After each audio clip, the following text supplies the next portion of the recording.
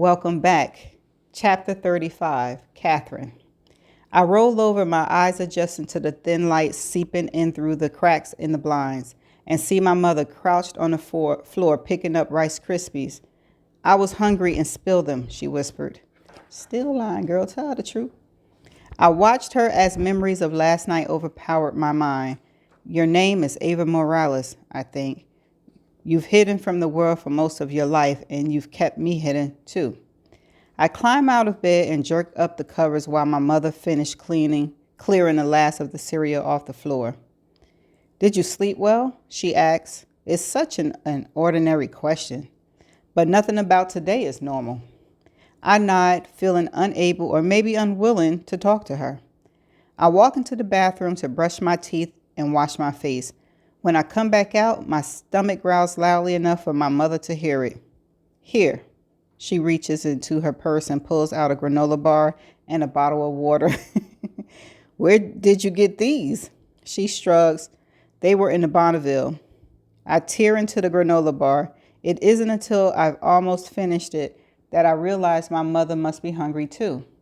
I offer her the last chunk, but she waves it away, just like she has always done when there isn't enough food for us both.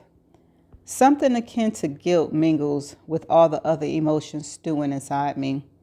I tuck the empty wrapper in the pocket of my shorts and look around, making sure there is no trace of our presence. Snuggling my mother into sunrise was easy. Getting her out could be more complicated. Ideally, we wait until late this morning when residents are milling around after breakfast. But as I explained to my mother last night after I sat up in bed, I want the Cadillac back in its spot as early as possible. My hope is that George Campbell still follows the routine he's used to. He swims in the lap pool or uses the weight room on alternate mornings, then showers and head to the dining room for a late breakfast with June. Still, I can't risk the chance he might need his car earlier for some unforeseen reason. I glance at the time on my iPhone. The security guard works the front desk from 9 p.m. until 5 a.m. He should be long gone. The receptionist covering the morning shift won't know who my mother is. That's a crime scene. It ain't clear. So those cars ain't gonna be able to move? Oh, okay. My mother could exit under the guise of a number of identities: residents, family member, visiting overnight nurse. I just have to figure out which persona will be the easiest one for the receptionist to accept. But first, we need to get out of the memory wing. My mother and I do a final sweep through the family quarters, straightening the comforters on the bed and wiping a few drops of water from around the sink and removing the rolled up towel from the bottom of the door. Once we're satisfied the space is exactly as we found it, I put the straps of my backpack over my shoulder and stand at the door, listening for a long moment. Then I slowly creak it open and peer out. The hallways is clear. I look back at my mother and nod. I step out, my sneakers treading slowly and softly down a long linoleum hallway. My mother is directly behind me, mirroring my movements. I stop every few yards, listening hard. It isn't quite 7 a.m. yet, which is when the early staff will start arriving. We've timed our exit for when the skeleton night crew is hopefully completing final paperwork. We shouldn't run into anyone unless a resident awakens and draws the attention of the staff before we reach the exit. We've almost made it to the turn that will put us within sight of the blue painted exit door when I hear the noise I've been fearing, the lighting padding of footsteps. Someone is heading our way. I turn around and see my mother staring at me wide-eyed. There's no way I can explain our presence here. The night staff knows me, but I'm not on the work schedule. They also instantly know my mother isn't a resident. I do the only thing I can think of. I open the door to the nearest room and slip inside. My mother follows, and I ease the door shut behind her. We step to either side of the window and the door and press our backs against the wall. The footsteps are drawing closer now. The person coming our way must have turned the corner. If their destination is this room, we'll be caught. I hold my breath. The footsteps are rhythmic. Yeah. 10 steps, then a pause. 10 more, then another pause. They draw closer until they are just outside our hiding spot. There's another pause, then the footsteps continue on. I exhale slowly. Someone peeked in as part of early morning rounds, but they obviously didn't see us. Not 10 feet away sleeps Miss Jacobson, the woman my mother impersonated last night. Miss Jacobson is curled up in a fetal position with guardrails up on her bed. I watch as my mother takes her in, then glances around the bedroom. There are no sharp edges here. The nightstand and dressers have rounded corners, as they do in all the other bedrooms. Contrasting colors for the furnitures, wall, floors, and bed linens are designed to help Miss Jacobson differentiate between surfaces. Soft, pleasing hues fill the room rather than busy patterns. When Miss Jacobson first moved in, her son brought in her favorite easy chair, but the chair was covered in a chintz pattern.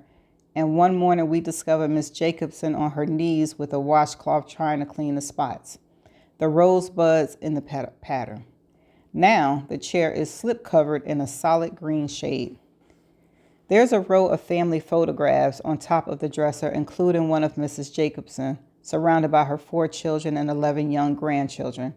It was taken before her disease progressed. In it, she's looking directly at the camera. Her joy and vibrancy, almost palpable. It's difficult to believe she is the same frail-looking, gray-skinned woman curled up in bed a few feet away. I've told my mother lots of stories about my job, but this is the first time she's seen a piece of it up close. This is what you did to me, I think. You made me believe this would be you. I hope she takes a good long look. I wait until the footsteps come back around, moving more quickly with no pause this time. And when they fade away, I crack open the door and make sure the hallway is empty before we continue.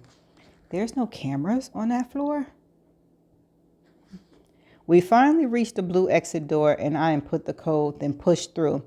The clicking sound of the lock engaging behind us makes me flinch, but I doubt the noise will carry. A moment later, my mother and I are inside the elevator. We descend in silence. When the doors open, we walk through the lobby together, and as we approach the front desk, I wave casually to the receptionist, who I recognize. I've deliberately positioned myself between the front desk and my mother. "Good morning," my mother calls cheerfully, and the receptionist returns the greeting. My mother is wearing an item we picked up at CVS last night, a pair of glasses. Up close, you can tell she's relatively young, but I don't plan to give the receptionist a chance to see her clearly. My mother pauses briefly at a tall oval table that contains printed schedules of different activities being offered for today and scoop one up, as I instruct her to do. She moves assuredly as if this is part of her regular routine. "It's going to be a scorcher," I say. "Enjoy your walk, Miss Reed." "I will." My mother steps on the pad that triggers the automatic door to open, but I pause at the front desk. The illusion is working. I can tell because the receptionist is looking at me, not my mother. Now I need to muddy her memory in case she tries to recall the name I just spoke. "Do you know if Miss Williams got the package yet from FedEx?" She frowns. "Package? I'm not sure." I nod. "Yeah, I think it was delivered to Mrs. Lee on floor 2. I laugh. Now I'm getting confused. "Anyway, no worries. I'll be back in a bit and we'll check on them." She nods. I glimpse her phone screen and she's playing a game of solitaire. There's also a large coffee from 7-Eleven on her desk along with the half-eaten Slim Fast bar, and she looks a little blurry-eyed. Her brain isn't primed to be scanning and sorting and storing information right now. With any luck, the details of this little encounter will slip away permanently. muscled out of place by all the other information. Things like the red 8 goes to the black 9, and I wish this bar was a chocolate donut vying for attention in her crowded mind. I silently will the message for her, forget us. That's the end of chapter 35. They out the building, y'all. They out the building. Okay, so I guess now they're going to go try to get the man's car. So let's see. I'm going to see y'all in the next chapter. I need something to drink. Bye.